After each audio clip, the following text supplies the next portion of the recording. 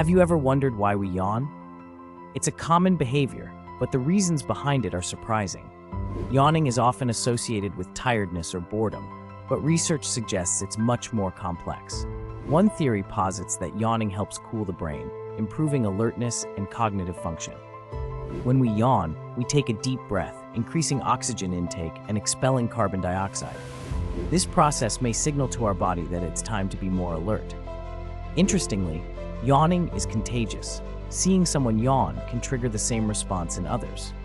This social aspect may enhance group vigilance, ensuring everyone stays aware of their surroundings. Fascinating, right?